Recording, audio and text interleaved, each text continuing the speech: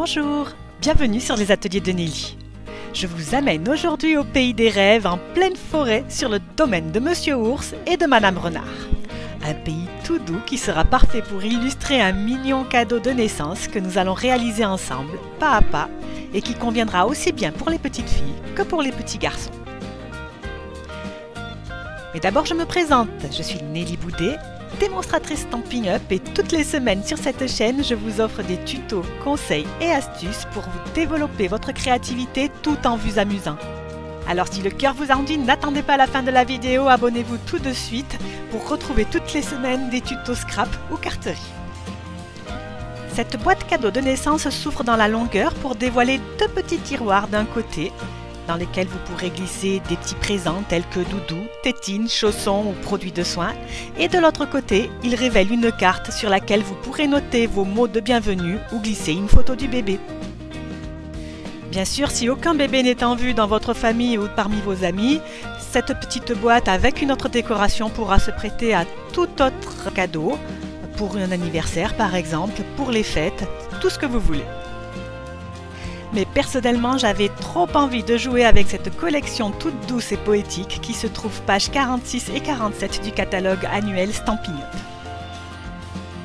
Vous l'aurez compris, j'adore l'univers de cette collection pour sa douceur et ses couleurs. Le set de tampons présente des personnages trop mignons que l'on peut s'amuser à mettre en scène. Et les die sont à tomber. Le set ne compte pas moins de 22 poinçons qui permettent de laisser libre cours à son imagination. Et si vous êtes comme moi et que cette collection vous plaît, n'hésitez pas à aller visiter mon blog lesatelierdesnelly.fr car grande nouveauté, je vends le kit qui permet de réaliser ce projet.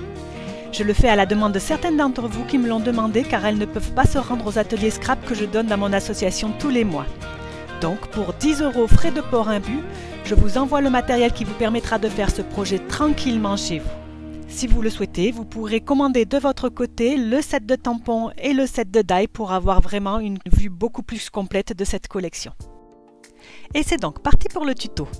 Dans une feuille A4 de papier cartonné de couleur sable du Sahara, je découpe un rectangle de 15 par 20,5 cm. Je mets le grand côté de 20 cm sur le bord haut du massicot et je plie à 8,5 et à 12 cm.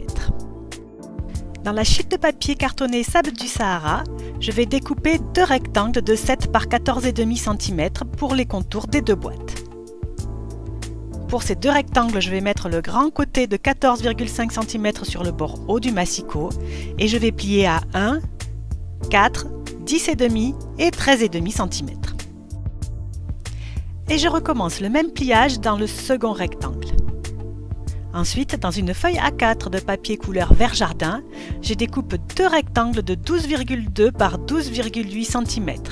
Ce seront mes deux tiroirs. Je vais les plier à 2,9 cm sur chacun des quatre côtés. Je vais ensuite marquer les plis avec un plioir de tous les rectangles que je viens de découper. Il y a les trois rectangles sable du Sahara, qui seront la pochette et l'extérieur des deux petites boîtes, et les deux rectangles couleur feuillage sauvage qui seront les tiroirs. Et je vais commencer par coller les boîtes à l'intérieur de la pochette. Pour cela, je mets de la colle sur les deux rabats de 1 cm et je colle la boîte à 2 ou 3 mm du bord et de la pliure. Cette première boîte est à environ 1 cm du devant de la pochette. Et je me cale sur la première boîte pour coller la deuxième. Voilà ce que l'on obtient. Je vais ensuite m'occuper des deux tiroirs. Je les place dans le même sens de façon à bien repérer la longueur la plus longue de la longueur la plus courte. Comme les deux longueurs sont très proches, 12,2 et 12,8 cm, il faut vraiment prêter attention. Dans la longueur la plus courte, je vais avec une perforatrice ronde découper un arrondi de façon à bien pouvoir ouvrir mes tiroirs. Puis avec une paire de ciseaux, je fais 4 entailles dans les tiroirs pour pouvoir les construire. Ces 4 entailles, je vais les faire 2 par 2 face à face. Il suffit qu'il y en ait 2 par côté, peu importe le côté que vous choisirez. Je vous montre tout ça sur la vidéo.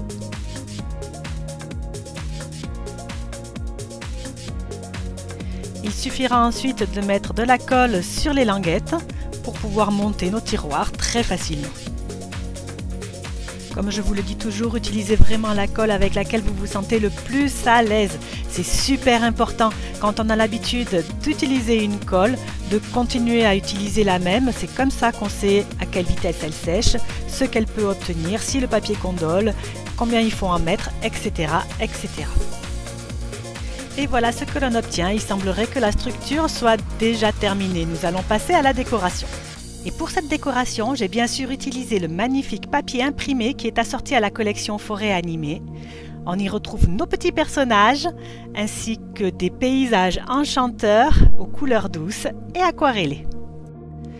Ce look aquarellé, je l'adore.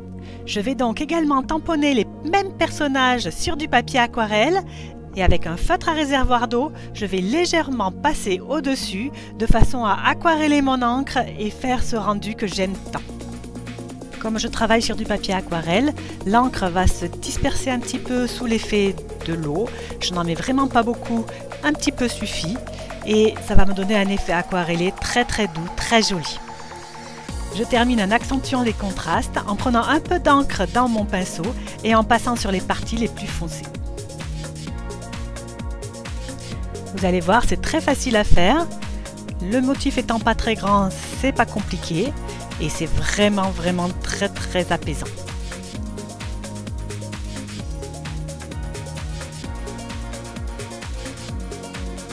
Une fois que la colorisation nous convient, on laisse sécher quelques instants, puis on découpe avec le die assorti à la collection.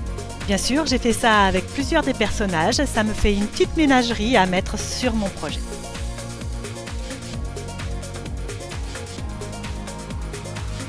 Et voilà ce que l'on obtient une fois que tout est découpé. Ils sont pas mignons ces petits habitants de la forêt? Moi je les trouve trop mimi. J'ai également découpé un morceau de papier imprimé de 7 par 14 cm pour asseoir ma composition. Ce papier, je vais le coller sur un autre rectangle un petit peu plus grand de 7,5 par 14,5 cm et il ne me restera plus qu'à coller ma petite scène champêtre au-dessus. J'ai également tamponné le vœu bienvenue sur une petite étiquette que j'ai découpée dans du papier imprimé et j'utilise le ruban de la collection pour faire une petite décoration supplémentaire. Et avant de coller ma décoration sur le dessus de ma boîte, je vais y coller un grand morceau de ruban de couleur sable du Sahara qui me permettra de fermer joliment ma boîte. À l'intérieur de cette boîte, il ne me restera plus qu'à décorer les deux petites boîtes avec les tiroirs et à créer un petit livret avec un rectangle de papier feuillage sauvage de 15,5 par 13,5 qui est plié à 7,75.